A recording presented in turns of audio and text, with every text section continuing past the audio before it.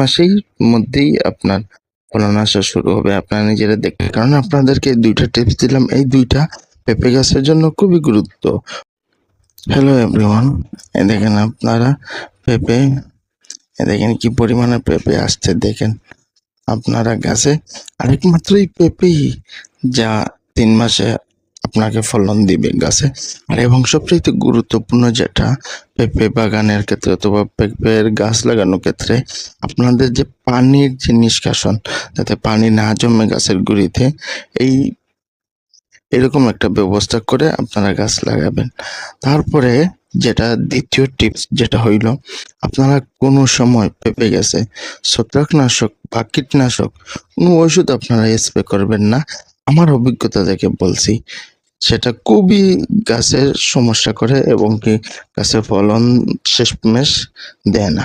এর কারণে আপনাদেরকে ২টা টিপস দিলাম। এই ২টা পেঁপে গাছের জন্য খুবই গুরুত্ব। প্রথমটা হইল যাতে আপনার পানির নিষ্কাশনটা থাকে, যাতে পানি গাছের গুঁড়িতে না জমে। আর দ্বিতীয় হইল টিপসটা, যাতে আপনারা কোনো সময় গাছে ছত্রাকনাশক হোক আর কীটনাশক হোক আপনারা স্প্রে করবেন না। দেখবেন আপনাদের গাছে কি পরিমাণে ফলন দেয় বা ফলন আসে। একমাত্র এই পেঁপেই যা ৩ মাসে ফলন দেয় গাছে। আপনারা এরকম লাগান, দেখবেন আপনারাই ফলন পাবেন গাছে প্রচুর পরিমাণে। আপনারা আমার চ্যানেলটা সাবস্ক্রাইব করবেন, লাইক কমেন্ট শেয়ার করবেন, যাতে আপনাদেরকে এই ধরনের ভিডিও দিতে পারি। দেখেন একটা ছোট পেঁপে গাছ, দেখেন একমাত্র নিজের বুড়ি আঙ্গুলের মতো গাছ, কিন্তু কি পরিমাণে ফলন।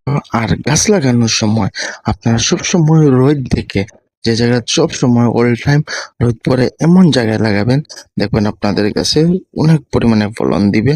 প্লাস পেঁপে ৩ মাসেই মধ্যেই আপনার ফলন আসা শুরু হবে। আপনারা নিজেরা দেখতে পারবেন। দেখেন আমার চ্যানেলের সাথে থাকেন। আসসালামু